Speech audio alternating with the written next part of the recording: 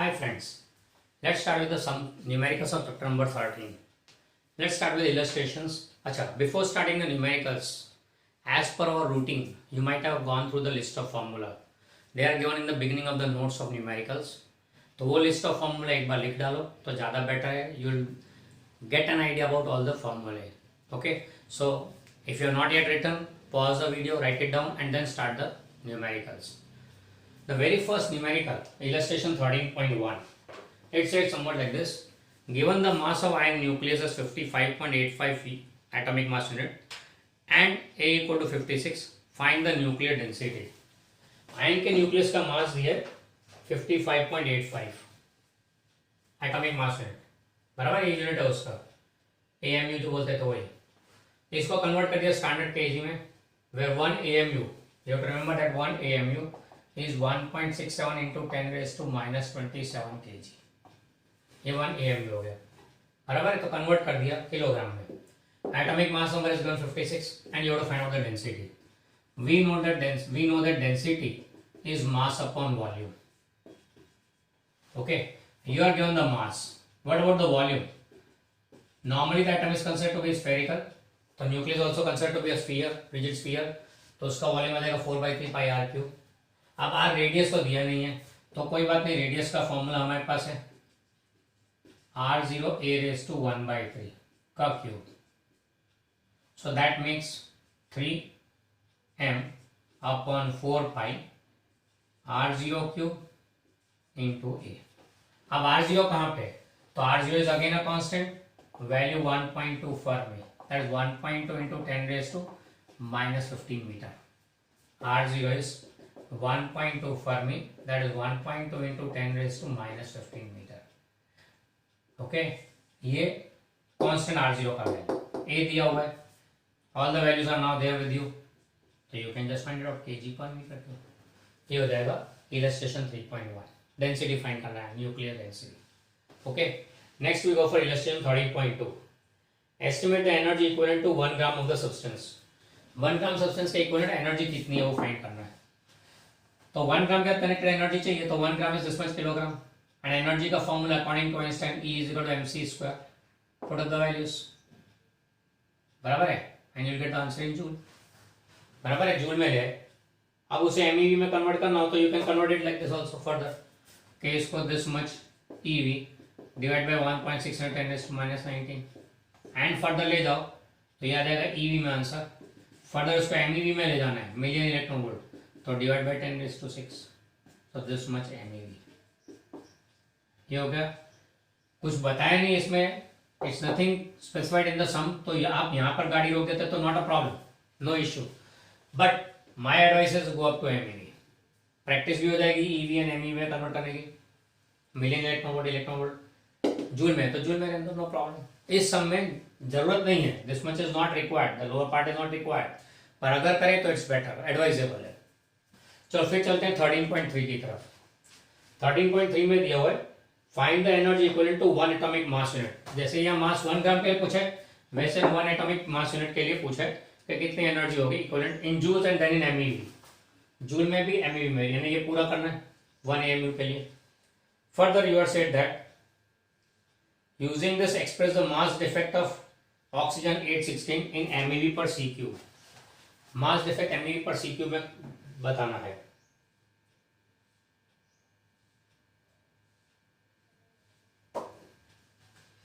चलो अभी यहाँ पे देखते हैं.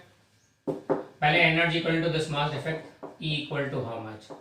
ना E is equal to delta m into C square, that is mass कितना लेना 1 AMU. तो ये हो जाएगा 1 AMU क्या आएगा, sorry E is equal to mc square. Mass लेना है 1U ने 1.67 into 10 raise to minus 27 kg into C का value 3 into 10 raise to 8 metre पर सेकेंड स्क्वायर. लगा लो, ये आंसर जूल में आएगा. इसको इलेक्ट्रॉन में एंड इसको मिलियन इलेक्ट्रॉन में कन्वर्ट करें, ये जो किया वही वहाँ पे. एंड ये value approximately will come out to be 931.5 आएगा यहाँ. As per the book, it will come out to be 91.5. Now, using this, you have to find out for oxygen. Now, for oxygen 816, Z is equal to 8, N is equal to 8, A minus Z ना, A minus Z that is again 8, तो 8 protons 8 neutrons है। Mass defect के साथ है तो delta M is equal to ZMP plus NMN minus capital M. अब capital M भी आपको दिया हुआ है यहाँ पे, कैपिटल एम का डेटा दिया होगा आपको, नहीं क्वेश्चन में नहीं दिया तो you have to take it as oh no. अच्छा क्वेश्चन में दिया नहीं तो आपको ऊपर डेट ऊपर एग्जांपल देखेंगे तो उसके अंदर ऑक्सीजन का मास दिया हुआ है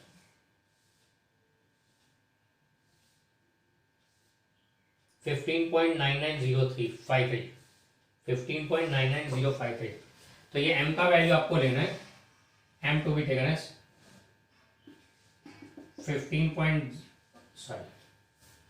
here m is to be taken as where m यानी mass of the oxygen nucleus 15.990353 I think so 99053 AMU ये मास ऑफ ऑक्सीजन दिया है आपको। सब में डेटा में देना रह गया है, इसके ऊपर अपने थियरी में से ले लेते हैं ना। यहाँ पे z क्या आएगा, तो z is 8 into mass of proton 1.0076 7866 है, स्टैंडर्ड वैल्यू हमने लिया हुआ है 00727 ये हो गया प्रोटॉन के बारे में। प्लस न्यूट्रॉन के बारे में अगेन 8 इंटू ये वैल्यू लेना है 1.00866 बराबर। ये हो गया ZMP plus NMN minus 15.99053। Obviously you have to use a calculator, simplify करो, जो आंसर आएगा वो एटॉमिक मास यूनिट में मास डिफेक्ट आ गया।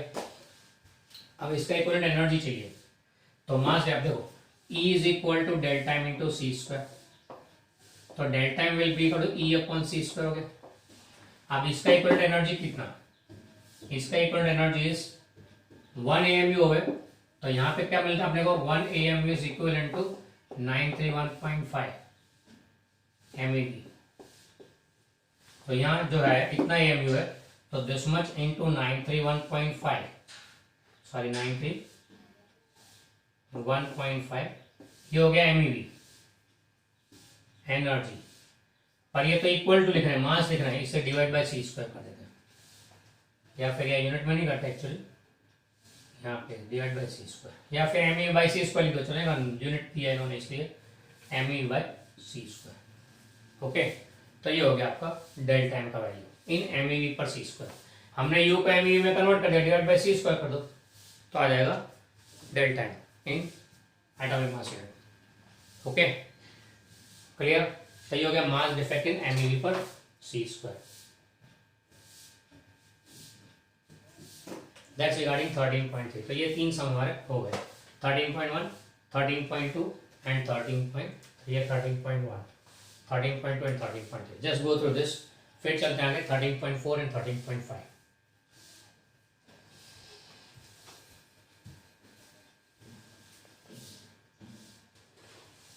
चलो 13.3 फिर से एक बार लेते हैं, थोड़ी जगह कम थी इसलिए सब गड़बड़ गड़बड़ जैसा लग रहा था। Is I take it once again.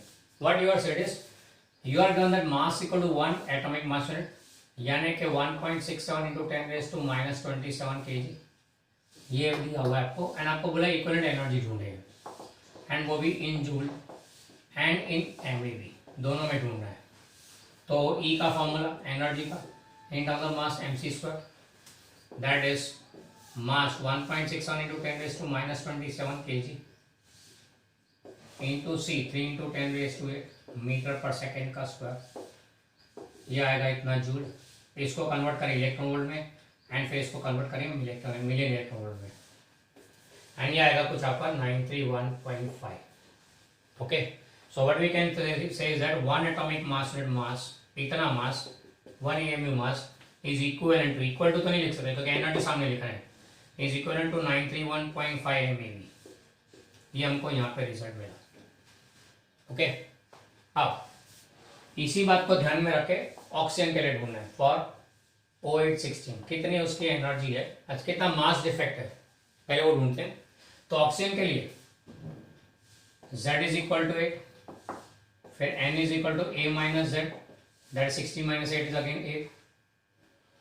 Mass of each proton is 1.00727 AMU. Mass of each neutron is 1.00866 AMU. ये डेटा आपको दिया होगा. फिर mass of oxygen atom, oxygen nucleus, mass of oxygen nucleus दिया नहीं क्वेश्चन में, तो वो ऊपर डेटा दिया, ऊपर जो थियरी है उसमें से डेटा लेते हैं, and that is given as 15.99053 AMU. इतना दिया हुआ AMU में. ओके, तो ये भी आ गया. आप बोला मास डिफेक्ट ढूंढिए, ढूंढते चलो. तो mass defect delta M is equal to ZMP plus NMN minus capital M. ये मास डिफेक्ट का फॉर्मूला है. Expected mass minus observed mass. Data रख दो. Z की वैल्यू 8 इंटू 1.00727 कर ले, प्लस N का वैल्यू 8 इंटू 1.00866 कर ले. ये जो मिला उसमें से माइनस करें 15.99053. तो ये जो मिलेगा इसमें एटॉमिक मास हो गया. बराबर है. अब इसके बेस पर से बाइंडिंग एनर्जी मिल जाएगी. E कितना आएगा? Delta M into C square. इसका इक्वल एनर्जी डेल्टा एम हमारे पास है दिस 1 AMU. अब 1 AMU ने कितना एनर्जी हुआ, ये करने के बजाय ये AMU में तो डायरेक्टली हम कन्वर्ट कर सकते हैं. डेल्टा एम इंटू 931.5, इतना AMU हो गया. आप बोलोगे कहां से लेके, ये रहा हमारे पास 1 AMU, तो इतना, तो डेल्टा एम AMU ने कितना, तो इतना AMU आ गया. बराबर है. ये AMU में एनर्जी आ गई. हमें बोला डेल्टा एम फाइंड करो ना, क्या लिखेंगे, but E is equal to delta M into C square. तो therefore delta M into C square, sorry, therefore delta M into C square is equal to this much MEV. तो फिर delta M will be equal to this much MEV upon C square. हो गया answer. बोला था in MEV upon C square चाहिए, इसका भी बोला कि obtain MEV upon C square, where C is the speed of light in air vacuum. वो मांगा था, इससे हमने उसमें ले लिया. बाकी तो हमारा काम यहाँ पे खत्म हो जाता है. एनर्जी मिल गई, पर नहीं बोला मास डिफेक्ट हो, तो mass defect in atomic mass unit available. बोला था MEV पर सी स्क्वायर में, तो पहले MEV में कन्वर्ट किया, फिर डिवाइड बाय सी स्क्वायर कर दिया.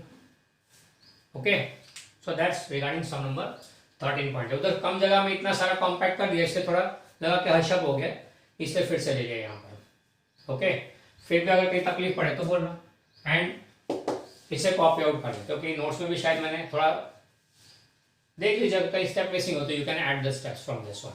ओके, 13.3 हो गया.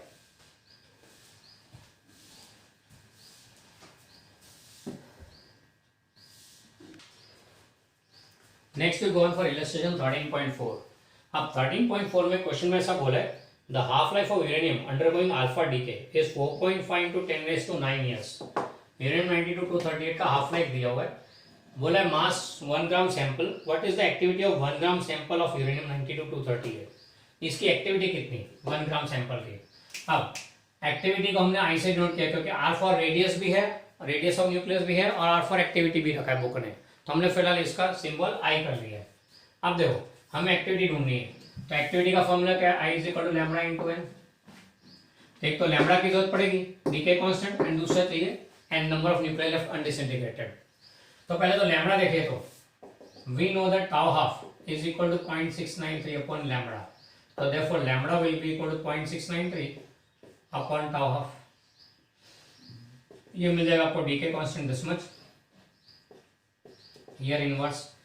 अब यहाँ पे देखो ग्राम है, ये ईयर है, तो थोड़ा मिसमैच होता है, तो हम लोग उसको सेकंड में कन्वर्ट कर देते हैं. तो यहाँ पे पहले हम लोग क्या करेंगे, 4.5 into 10⁻⁹ इंटू एक ईयर में 365 दिन, हर एक दिन के 24 घंटे, हर घंटे में 3600 सेकेंड. तो ये सेकेंड में कन्वर्ट हो गया टाउ हाफ. तो यहाँ पे हम लोग ले लेंगे सेकेंड इनवर्स में. ओके, लैम्बडा आ जाएगा सेकेंड में इनवर्स, ताकि ये वैल्यू हम लोग सीधा यूज करेंगे. ओके, लैम्बडा आ गया. फिर चलते हैं नेक्स्ट, मास चाहिए, नंबर ऑफ एटम्स चाहिए, number of atoms remaining, number of nuclear remaining undisintegrated at that time. तो उसके लिए फॉर एन. अब खास ध्यान रखें जो मेथड यहाँ पे हम लोग करें, मास and number of atoms, number of nuclei, sorry. Now if the mass is equal to atomic mass 238 ग्राम, यानी कि 1 मोल सब्सटेंस हो गया, एंड 1 मोल सब्सटेंस में न्यूक्लियर कितने 16.02 × 10⁻23 एवोगैड्रो नंबर।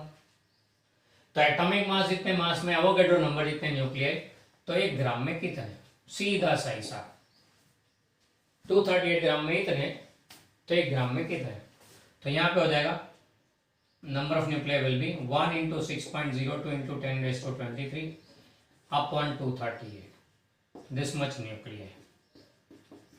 अब ये न्यूक्लियर मिल गए, फिर I is equal to lambda है, रख दो यहाँ पे, दिस मच BQ आएगा बैकवर्ड में। हम लोग स्टैंडर्ड ऐसे यूनिट लेंगे ना, ईयर में सेकंड में कन्वर्ट कर लिया, तो यूनिट उसका ऐसा यूनिट आ जाएगा बैकवर्ड। ओके, तो ये हो गया। अगर इसको पूछा क्यूरी में ढूंढो, तो इसे क्यूरी में कन्वर्ट करने के लिए we know that 1 curie is equal to 3.7 × 10⁻10 becquerel, बराबर है। तो अगर क्यूरी में पूछा तो इस नंबर से डिवाइड करते हैं, बैकवर्ड से क्यूरी ले जाना है ना, तो divide by 3.7 × 10⁻10 this much curie, बराबर। ये क्यूरी में आ गया, और मिली क्यूरी पूरा तो अगेन 10⁻³ से डिवाइड कर दो, तो मिली क्यूरी में आ जाएगा, बराबर। सो दिस इज द सम। यहां पूछा नहीं है इसलिए यहां तक रोक दो कि चलेगा in this sum, but if you go till this one that is fine. Okay, ये 13.4 हो गया। Go through this.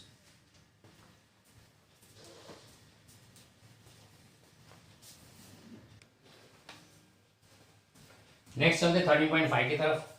13.5 में बोला हुआ है tritium has a half life of 12.5 years undergoing beta decay. What fraction of the sample of pure tritium will remain undecayed after 25 years? 25 years के बाद कितना बचेगा वो फाइंड करना है।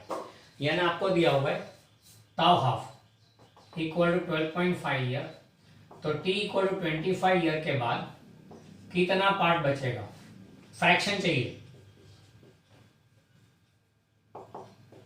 n by n0 पूछा है, fraction of n in comparison to original value, fraction is always in comparison with the original value। तो कितना फ्रैक्शन था n divided by n0 ढूंढना है, यानी यहाँ फ्रैक्शन आएगा, परसेंटेज में कन्वर्ट करना तो परसेंटेज में भी कर सकते हैं ना। पहले classical method n is equal to n0 e raised to minus lambda t, putting up the values, n0 left side पे लेते हैं, तो therefore n upon n0 will be equal to e raised to minus lambda यानी 0.693 upon tau half into t, and this will be e raised to minus 0.693 into 25 upon 12.5, तो that is 2 हो गया, तो हो जाएगा e raised to minus 1.386, यानी कि 1 upon e raised to 1.386। e के वैल्यू हमें मालूम है नेचर लॉगरिथम, तो 2.718 raised to 1.386, इसको सिंप्लीफाई करेंगे तो 0.25 आएगा। So what we can say here is n by n0 is equal to 0.25 यानी कि 1/4, so n is equal to n0 by 4, यानी fourth part of n0 initial value remains undecayed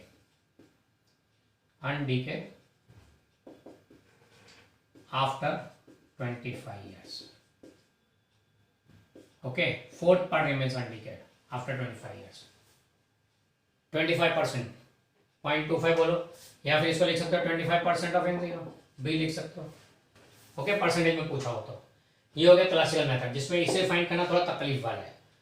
फिर मैं एक हिंट दे दूं आपको, अगर तो e रेज टू माइनस 0.693 जो वैल्यू है, यानी कि this is 2.718 raise 2.693 and this comes out to be 0.5 यानी 1/2, तो यहाँ स्क्वायर था 2 टाइम्स था, इसलिए 0.5 का स्क्वायर 0.25 हो गया। ये अगर आप चाहें तो इसे याद रख सकते हैं, कभी भी एन वक्त पे you can in emergency you can use this. चलो उसे छोड़ो, अभी सेकेंड मेथड में क्या बोलते हैं, t is equal to n times tau of, t equal to n times tau of, that implies n is equal to n0 by 2 raised to n, ये हमने सीखा था थियरी में, and this is legally available in the text book, इसलिए no need to worry about it. Now here n is equal to T upon tau of T कितना time कितना दिया 25 years tau of कितना है 12.5 so that makes ratio 2 बराबर है तो therefore n will be equal to n0 upon 2 raised to 2 that is n0 by 4 आ गया answer यानी कि therefore 1/4 रिमेनिंग या फिर 0.25 n0 या फिर 25% ऑफ n0 हो गया बराबर है। अब ये वर्कआउट कैसे हो रहा है चलो उसको समझते हैं। तो यहाँ पे लेगा तीसरा explanation of it time t equal to 0 था तो नंबर ऑफ न्यूक्लियर डिस्टेंस कितने थे इनिशियली n0 बराबर है 12.5 साल हुए 12.5 ईयर्स तो टाइम कितना हुआ 12.5 ईयर तो कितने हो जाएंगे प्रीवियस का आधा n0/2 हाफ लाइफ टाइम फिर और 12.5 साल अनदर 12.5 ईयर्स दैट मींस आप टाइम 25 ईयर तब कितने बचेंगे आगे वाले क्या आधे n0/2 का आधा n0/4 आगे आंसर। ये लॉजिकल मेंटल मैथ्स चल रहा है ये मेंटल मैथ्स है शॉर्ट फॉर्म में और क्लासिकल मेथड जब कुछ याद ना आए इसी तरह चले तो भी प्रॉब्लम नहीं है ओके। इससे अगर आप चाहें तो यहाँ पे यूं कर सकते हैं e⁻⁶693 into 2 बराबर है and that you can write as 0.5 raised to 2 तो भी काम हो जाएगा एंड ये हो जाएगा 0.25 लो cut short 0.25 okay this also you can do ये याद रखें तो इजी रहेगा ओके। That's regarding illustration 13.5।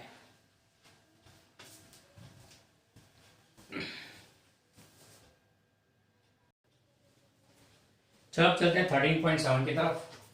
13.7 में दिया एक्सरसाइज का 13.7 we are living illustrations now we come to exercise 13.7 इसमें दिया हाफ लाइफ इज टी तो a radioactive isotope has a half life of t years how long will it take the activity to reduce to 3.125% पहला part 3.125% बनने के लिए कितना time लगेगा तो n is equal to 3.125% of n0 यानी कि 3.125 डिवाइड बाय 100 ऑफ n0 वैसे तो हम इसको 0.03125 लिख देंगे but that doesn't solve our purpose तो हम डिवाइड करते हैं यहाँ पे तो this comes out to 1/30 to n0 बराबर है यानी n0/32 यानी 2⁵ हो गया। अब याद करो method t equal to n times tau of n is equal to n0/2⁵n this method was both the ways this way also and this way also. अब यहाँ पे हमें क्या मिला n is equal to n0/2⁵n therefore n comes out to be 5 so t will be equal to n times tau of that is 5t ये answer हो गया। तो 5 टाइम t के बाद 5t के बाद यू विल गेट 3.125% ओके। ये 2⁻² में आ रहा था इसलिए इट वाज इजियर। चलते हैं सेकंड पार्ट में बोला हुआ है कि n is equal to 1% of n0 तो टाइम कितना लगेगा 1% होने में तो वैसे ही करते हैं n is equal to 1/100 n0 अब 1/100 को तो 100 को तो 2⁻² में ला नहीं सकते तो फिर यहाँ ये मेथड नहीं चलेगी। 100 अगर नीचे जो नंबर आ रहा है वो अगर 2⁻² में आ सकता है तो इट्स फाइन 1 के नीचे जो नंबर आ रहे हैं if it comes in order of 2⁻² then it is fine then you can use this method तो यहाँ पे n/2⁻n के लिए ये n0/2⁻n के लिए है ओके इसमें नहीं चलेगा तो here we'll go by the classical method। Classical method क्या बोलता है n is equal to n0 e raised to minus lambda t that's equal to n0 that is 1% ना तो 1/100 n0 is equal to n0 e raised to minus lambda t t ढूंढना है हमें n0 n0 cancel तो e raised to lambda t is equal to 100 होगा e raised to lambda t is 100 तो therefore lambda t will be equal to log of 100 base e यानी 2.303 log of 100 base 10 ये base ई से base 10 में convert करने के लिए याद हो मैंने समझाया था आगे मल्टीप्लाई 2.303 कर लो तो बेस ई से बेस 10 में कन्वर्ट हो जाएगा this will be 2.303 into log of 100 is 2 base 10 में देखो तो 2 होता है, तो लैम्बडा टी, तो therefore t will be equal to 2.303 into 2 upon lambda. Now this will be 2.2303 into 2 upon lambda क्या होगा 0.693 upon tau half, and that is 2.303 into 2 into tau half यानी t upon 0.693. इसको सिंप्लीफाई कर दो, क्या आ जाएगा 0.6021 into T, 6021 T, यह आ जाएगा टी का वैल्यू 0.6021.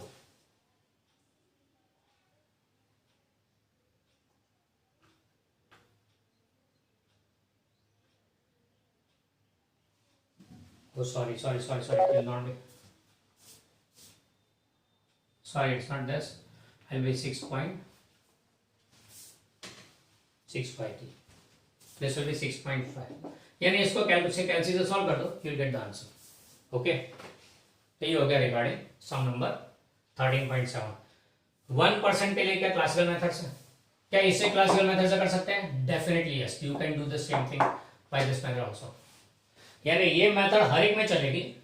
इस मेथड के लिए, इस मेथड के लिए there is a limitation that the ratio should be in the power of 2, तो ही ये चलेगा, बाकी नहीं. 2 के पावर में होगा तो ही चलेगा. बाकी ये method classical method runs for any value anything. Okay, तो ये हो गया रिगार्डिंग सम नंबर 13.7, एक्सरसाइज का 13.7. फिर चलते एक्सरसाइज का 13.8.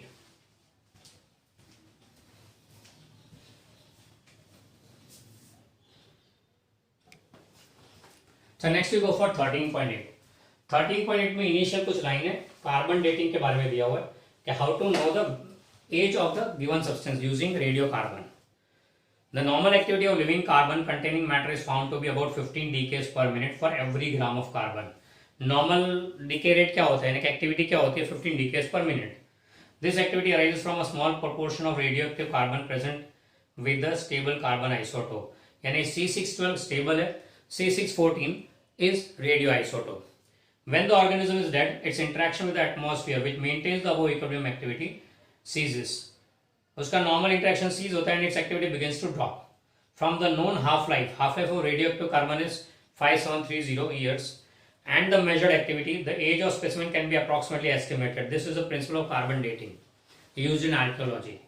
अब यहाँ पे हमें बोला है कि अब हमारा न्यूमेरिकल चालू होता है. Suppose a specimen from Mohenjo-daro gives an activity of 9 decays per minute per gram.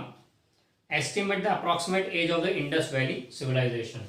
अब मोहनजोदारो का कोई स्पेसिमेन मिला जिसमें एक्टिविटी 9 डीके पर मिनट मिल रहा है. इनिशियल एक्टिविटी कितना होता है नॉर्मली 15 डीकेस पर मिनट, और अब कितना मिला है 9 डीके पर मिनट. तो उसकी कितना पुराना वो स्पेसिमेन होगा वो फाइंड करना है, टी फाइंड करना है. During this time interval T the activity is reduced from 515 to 9 decays per minute. इसकी half life of the substance carbon radioactive carbon is 5730 है. तो इसके ऊपर से फाइंड करना है टी कितना होगा. आप बोलोगे यहाँ पे ईयर है यहाँ मिनट है, तो क्या करें, कन्वर्ट करें इसको ईयर में या इसको मिनट में. तो रुक जाओ थोड़ी देर, मैं आपको समझाता हूँ क्या करना है. पहले तो आई और I0 दिया, यानी एक्टिविटी का standard formula exponential of I equal to I0 e raise to minus lambda t. I कितना है 9 है, I0 कितना है 15 है, e raised to minus lambda will be 0.693 upon tau half, and that will be 0.693 upon 5730. Calculate करने का है नहीं, not required, don't calculate it right now, just leave it as it is. हम लोग बाद में देखेंगे इसको. ये ईयर इनवर्स हो जाएगा, डी के कॉन्स्टेंट ईयर इनवर्स में रखा है. अब यहाँ पे कन्वर्ट करने की जरूरत नहीं है ईयर में, नहीं क्यों, क्योंकि आमने सामने दोनों यूनिट कैंसिल हो जाएंगे, I and I0 का यूनिट कैंसिल हो जाएंगे. So no need to change minutes into year. आपका जो भी आंसर आएगा वो सीधा टाइम का ईयर में ही आएगा answer. Okay, so no need to for unit conversion because they are getting cancelled out here. अब E equal to minus lambda t, e raise to minus lambda t. फिलहाल इसकी वैल्यू नहीं डालते, हम लोग टी ढूंढना चाहते हैं. तो this 9/15 is equal to E raise to minus lambda t. अब नेगेटिव साइन थोड़ा तकलीफ वाली, इससे दोनों साइड इन्वर्स कर दे तो 15/9 is equal to E raise to lambda T. Invert कर दे दोनों side, inverting on both the sides. Now making lambda T with the subject of formula कैसे, by using definition of logarithm. This will be log of 15/9 base E. Alright, using definition, this will be lambda t will be equal to log of 15 by 9 base E. Base E से base 10 में convert करते हैं, 2.3033 से multiply करते हैं. Converting from base E to base 10, we get this way. Now here, simplifying a little bit, 2.303 into log of, अब log of division है ना, तो log minus log हो गया. Log of 15 minus log of 9 base 10 base 10. Okay, log of division is log of subtraction. अब यहाँ पे therefore lambda t will be equal to 2.303. log of 15 अगर देखोगे टेबल में तो will come out to be 1.1761 log of 15 and log of 9 will come out to be 0.9542. बराबर है, तो ये आ जाएगा. सब्ट्रैक्शन कर दो 2.303 इंटू समथिंग आएगा यहाँ पे 0.23 या समथिंग आएगा, कम्स आउट टू बी,